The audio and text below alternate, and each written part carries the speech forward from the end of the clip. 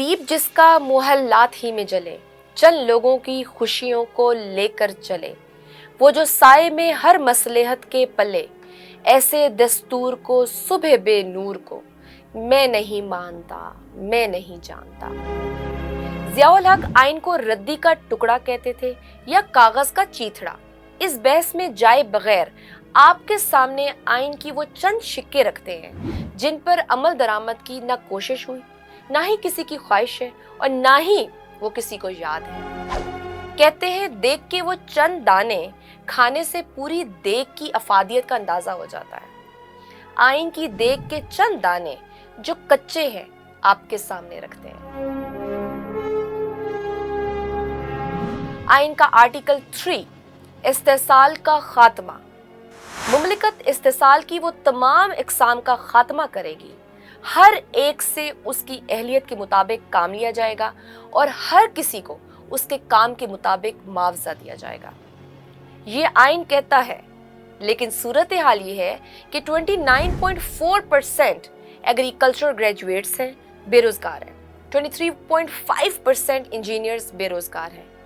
एक क्लर्क की असामी के लिए PhDs अप्लाई करते हैं और नौकरी का हसूल मुमकिन नहीं। जो बरसरे रोजगार हैं उनमें भी ज्यादातर कम उजरत में काम करने पर मजबूर हैं। आर्टिकल 4 के मुताबिक इस मुल्क के हर शहरी को कानून का तहफ़्फ़ुज़ हासिल है और इससे कानून के मुताबिक सलूक किया जाएगा। यहाँ मोटरसाइकिल का चालान हो जाता है, SUVs बड़ी गाड़ियों को कोई रोकता नहीं। मस्ताना साहब जैसे लेजेंड को एक पुलिस वाला थप्पड़ मार देता है, वो करियर छोड़कर घर चले जाते हैं। अमीर का बेटा कत्ल करके भी छूट जाता है, जेल के बजाय आरामदेह कमरों में रहता है। चीफ जस्टिस तक बेबस नजर आते हैं। आइन का आर्टिकल 6 कहता है, कोई भी शख्स ताकत के इस्तेमाल या दीगर गैर आइनी तरीके से दस्तूर की तंसीख करे या मुअत्तल करे, संगीन गद्दारी का मुजरिम होगा। इसी आर्टिकल के साथ आर्टिकल 8 पढ़े, बुनियादी हकूक। बुनियादी हकूक के मुनाफी कानून कालदम होंगे। बुनियादी हकूक क्या है? साफ पानी, इलाज, तालीम, तहफ़्फ़ुज़ और भी बहुत है, लेकिन ये भी कितने फीसद को हासिल है? हमारी कितनी आबादी खते गुर्बत से नीचे है? इस आर्टिकल पर अमल दरामद ना होने पर संगीन गद्दारी क्यों नहीं है? आर्टिकल 9 हुकूमत को कहता है कि बुनियादी हकूक की हिफाजत के लिए इक़दामात करे, लेकिन हिफाजत नहीं हो रही। सेहत, तालीम, साफ पानी तक अवाम को मुयस्सर नहीं। आगे बढ़ते हैं। आर्टिकल 10 कहता है, जो शख्स गिरफ्तार है 24 घंटे के अंदर मजिस्ट्रेट के सामने पेश किया जाएगा। यहाँ हर थाने में आपको ऐसी अवाम मिलेगी जो गिरफ्तारी दिलवाने के लिए पैसे देने को तैयार होगी कि खुददारा 24 दिन बाद ही अदालत में पेश कर दें। आर्टिकल 11 गुलामी, बेगार वगैरह की मुमानियत। इसका सब आर्टिकल 3 कहता है कि 14 साल से कम उम्र किसी बच्चे को किसी कारखाने या कान या दीगर पुरखतर मुलाजमत में नहीं रखा जाएगा। यहाँ कारखाने मजदूर बच्चों से भरे पड़े हैं। ईंटों के भट्टे, पानों के खोखे, हर जगह बच्चे ही नजर आएंगे क्योंकि उनको कम मुआवजा देना पड़ता है। फास्ट लेन्स में बच्चे गाड़ियों के शीशे साफ करते मिलेंगे।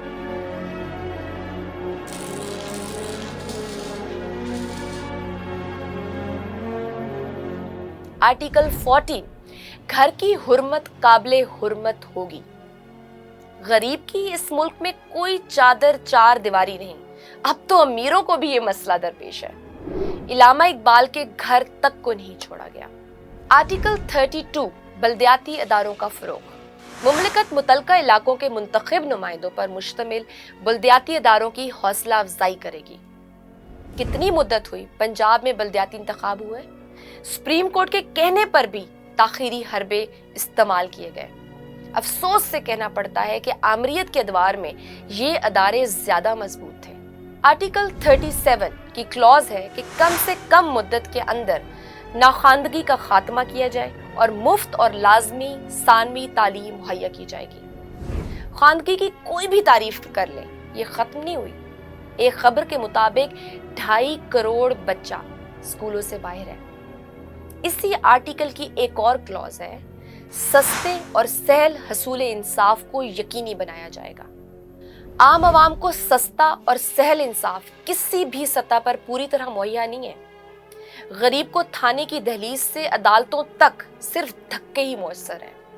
آئین کا آرٹیکل 38 عوام کی معاشرتی اور معاشی فلاح و بہبود کا فروغ، اسی کا سب آرٹیکل ہے عام آدمی کے معیار زندگی کو بلند کر کے دولت اور وسائل پیداوار اور تقسیم کو چند اشخاص کے ہاتھوں میں اس طرح جمع ہونے سے روک کر اس سے مفاد عامہ کو نقصان پہنچے اور آجر و ماجور اور زمیندار اور مزارع کے درمیان حقوق کی منصفانہ تقسیم کی ضمانت دے کر بلا لحاظ جنس، ذات، مذہب یا نسل عوام کی فلاح و بہبود کے حصول کی کوشش کرے گی، اور جو بھی یہ کوشش کر رہے ہیں وہ اس میں ناکام ہے یا کوئی کوشش ہی نہیں کی جا رہی۔ آئین کا آرٹیکل 62 پارلیمنٹ کی رکنیت کے لیے اہلیت، اس آرٹیکل کی سب کلوز ہے وہ اچھے کردار کا حامل ہو، عام طور پر احکام اسلام سے انحراف میں مشہور نہ ہو، وہ اسلامی تعلیمات کا خاطر خواہ علم رکھتا ہو اور اسلام کے مقرر کردہ فرائض کا پابند ہو۔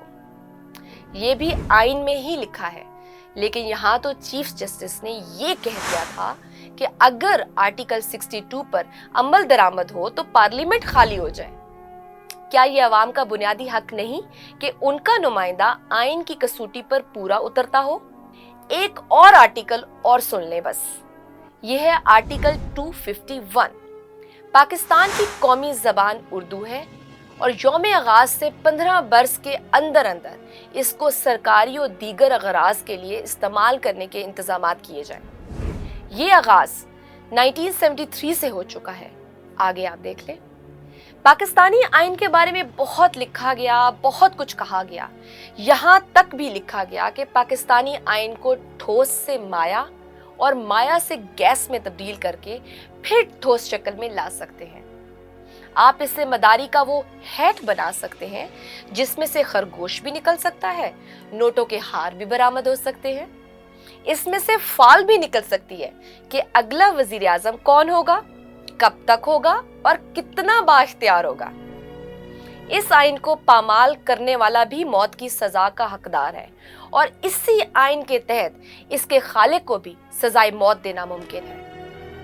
اس دستاویز میں یہ بھی گنجائش ہے کہ عدلیہ سے انتظامیہ کے طور پر کام لیا جا سکے، اور یہ بھی گنجائش ہے کہ انتظامیہ عدلیہ کے طور پر کام دکھا دے۔ اس دستاویز کے تحت صدر کے انتخاب کے لیے پارلیمنٹ اور صوبائی اسمبلیاں الیکٹورل کالج بن سکتی ہیں، اور کوئی شخص اس الیکٹورل کالج سے بالا ریفرینڈم کے ذریعے بھی صدر بن سکتا ہے۔ یہ آئین کلی یا جزوی طور پر بھی نافذ رہ سکتا ہے، اور کلی یا جزوی طور پر معطل ہو کے پھر بحال بھی ہو سکتا ہے۔ اس آئین میں یہ بھی گنجائش ہے کہ 4-5 محکمے چھوڑ کر باقی محکمے صوبوں کے حوالے کر دیے جائیں، اور یہ بھی گنجائش ہے کہ ہنگامی حالات بتا کر صوبوں کے پاس صرف 4-5 محکمے چھوڑ دیے جائیں۔ کبھی اس آئین کے تحت صدر، وزیر اعظم اور کابینہ پارلیمنٹ کو جواب دہ ہوتے ہیں، تو کبھی پارلیمنٹ وزیر اعظم اور کابینہ کے توسط سے صدر کے جواب دہ بن جاتی ہے۔ اس آئین کے تحت وزیر اعظم اگر طاقتور ہو تو وہ گتے کا صدر تخلیق کر سکتا ہے، اور الٹ بھی ہو جاتا ہے۔ چاہے تو صدر آئین کے تحت پارلیمنٹ کے مشترکہ اجلاس سے سال میں 1 مرتبہ خطاب کا پابند ہے، نہ چاہے تو صدر خطاب نہ کرنے کی آئینی تعویل بھی اسی کتاب سے ڈھونڈ سکتا ہے۔ آئین میں جو درج تھا وہ بھی آئینی ہے، اور جو بعد میں کسی بھی طریقے سے درج ہو گیا وہ بھی آئینی ہے، اور جو آئندہ درج ہوگا وہ بھی آئینی کہلائے گا۔ یہ ایسی یوزرز فرینڈلی ڈاکومنٹ ہے جسے کوئی بھی چاہے تو بطور نوٹ بک یا لاگ بک بھی استعمال کر سکتا ہے۔ ایک اور حقیقت جو کچھ لوگوں کو اچھی نہیں لگے گی، پاکستان کے نسبتاً بہتر ادوار میں مشرف دور، جس کو میں نے خود بھی وٹنس کیا، سنا اور پڑھا کہ ضیاء دور بھی عوام کے لیے نسبتاً آسان تھا۔ یہ بھی پڑھا ہے کہ ایوب دور میں بھی عام عوام نسبتاً بہتر حالات میں تھے۔ आइन मुकद्दस है, लेकिन पूरा आइन मुकद्दस है। आइन की वो शिकें भी उतनी ही मुकद्दस हैं जो आम आवाम के लिए हैं। फिर कोई जादूगर, कोई मतलिकुल अनान, कोई जागीरदार, कोई सन्नतकार, कोई कानूनदान इसको अपनी मर्जी के मुताबिक नहीं बदल सकेगा, न इस्तेमाल कर सकेगा, क्योंकि ताकत का सरचश्मा अवाम है। पाकिस्तान जिंदाबाद।